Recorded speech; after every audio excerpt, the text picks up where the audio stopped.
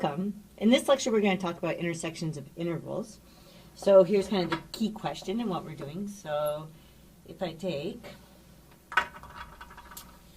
3, 7, and I intersect it with 4.58, what do I end up getting? So let's first start by kind of drawing these on a number line. So this is kind of like an interval version of a Venn diagram.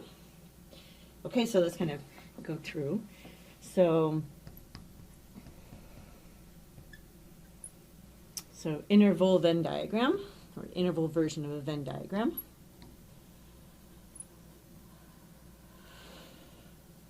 So what do I do here? Okay, so the first thing I want to do is I want to start by writing down all endpoints.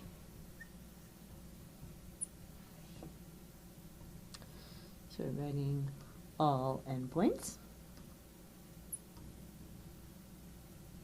Okay, so what are my endpoints? I have 3 and 7, and 7, and I have from the other, I have 4.5, and I have 8. Okay, so I just kind of wrote down the endpoints, 3, 7, 4.5, and 8. And then in the next step, what I want to do, it kind of helps to draw one interval above and one below. Okay, so so it helps to draw, we want one interval above and one interval below.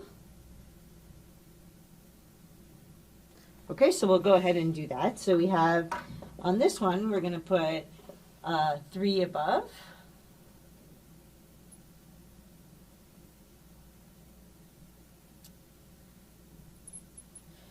And then below, we're going to have 4.5 is going to run to 8. Right, and these are rounded, so I don't include these. That's why I'm drawing the circles like that.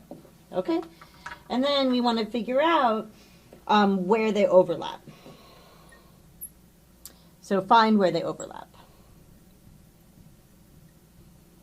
And if we were instead doing, right, in this circumstance, we're doing overlap because we're doing intersections. If we're doing unions, right, we want to find the combination.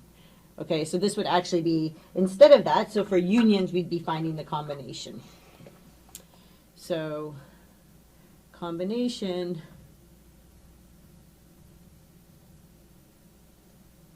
for unions. Okay, so let's go ahead and look at that. And so what's in the overlap? So we kind of start here and we look, and this is not included. So the overlap is going to look like, it's going to start here without being included. When we get here, 7 is included in this, and it's included in here because it's on this side. So we get something that looks like this, and we get that, which is the interval. So it's 4.5 on that side, and then it's 7 on this side. Okay, this is going to be our answer, but let's actually break that down.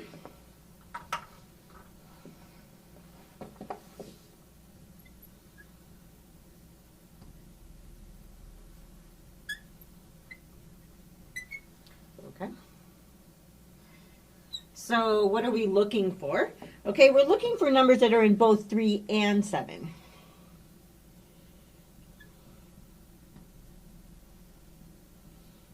So numbers in both, right?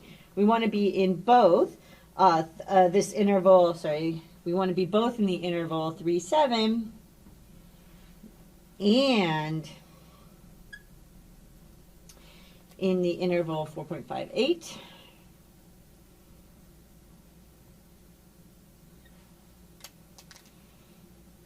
Okay, so what's the first thing that we kind of know? So I'm going to kind of draw a line here so that I can kind of break this down over here.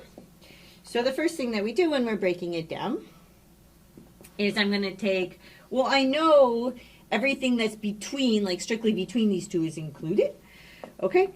So we definitely know everything between 4.5 and 7 is in both.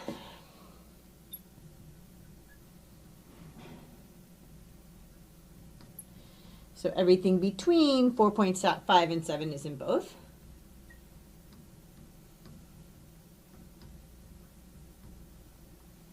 Okay, so we just need to check the endpoints carefully.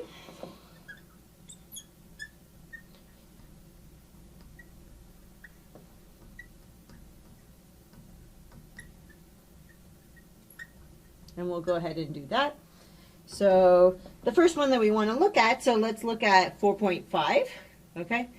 And for 4.5, we just check that it's in, or it has to be in both of them. So 4.5, so first we check whether it's in the interval 3, 7. So 4.5 is in this interval 3, 7, right? And then the other one we have to check is 4.58. And when we look at that, we know that it is not, right? It's not in this interval because it doesn't include its endpoints, right?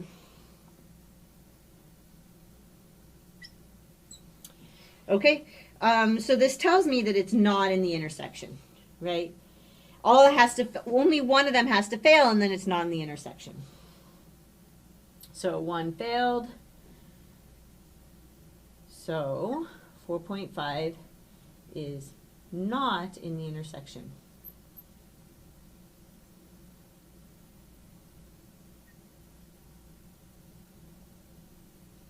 Okay, so now let's go ahead and do the next one.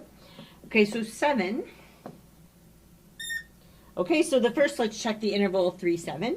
It is in 3, 7 because 3, 7 includes the endpoints. It's going to be inclusive because we got that box C. So this is in 3, 7, the boxy brackets.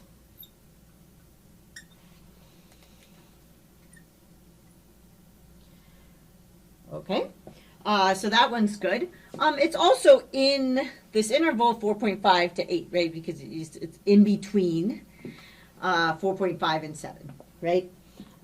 So we know it is in 4.5 and 7. Sorry, 4.5 and 8. It is in this interval, right? Because it's between, it's greater than 4.5 and less than 8. Okay?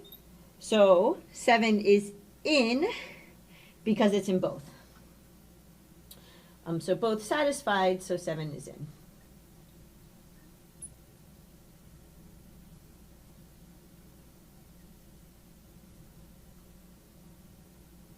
Okay, and then when we look back at here, this actually